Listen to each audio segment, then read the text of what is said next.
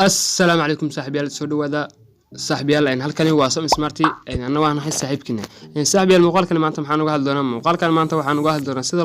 sida loo dhaqaaleeyo data internetka ee ku jirta mobilada okay marka arinta iyada yani waxa dareemi karaya qofkii kulli in isticmaala data mobile sim cardka ku shubta ayaa dareemi kara marka صاحبيال marka maanta waxa rabaa inaan ku tusido Facebook-gaaga datada aad uga dhaqaaleysan lahayd waxa laga yaabaa maanta marka soo gasho in yani mustari uu ka cuna badana maadaama aan waqti ugu badan ku bixin Facebook marka waxa qasaba inuu yani lacagta badan uu cunayo marka hadii aad maanta farsamo barato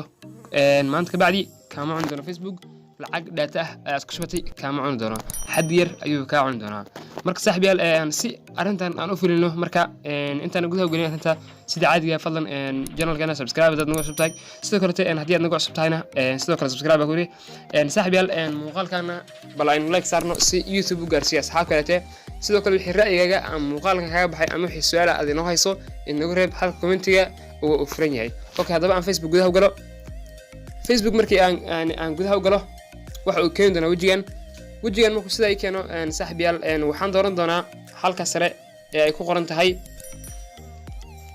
saddex dhibcood ee koonaha sare ayaa ku dhufan doonaa saddexdaas dhibcood markii aan ku dhufto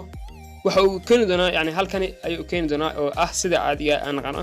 halkan uu keeno waxa ka dooran doontaa halka ay ku qoran tahay data usage ee halkan aad calaamaday data usage markii aad ku dhufato waxa uu keen doonaa wajigan ayuu keen doonaa wajigan markuu keeno halkan ee calaamada aan ugu fiiqay ee ah data usage ama data saver off halkaas meeshan off ta ah ayaa hadda waxa leenahay on baan oranaynaa then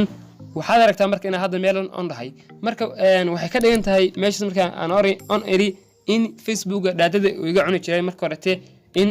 ay ka yaraanayso midaan hadda uu isticmaalayo waayo waan isticmaalaa badana waqti badan ku bixinaa Soomaaliya laakiin datada hadda uu cunayo iyo tii hore uu cunayo kulli aan isku mid noqonayaan datada hadda oo ku dhaqaaleysan ku dhaqaaleysan kartaa saaxiibayaal marka waxaan filayaa muuqaalkan inaad wuxuu ka faa'iido waan soo baxaya waxaan filayaa muuqaalkan inaad wuxuu ka faa'iiday fadlan hadii aad ka faa'iido like sidoo kale hadii aad subscribe wixii su'aal ama fikir in raqaad commentiga muuqaalkan hadii aad aragtino yani muuqaal fadiyan loo agsaabtada Cabdirasiix wuxuu qortay wassalaamu calaykum waraxmatullaahi ta'ala wa barakaatuh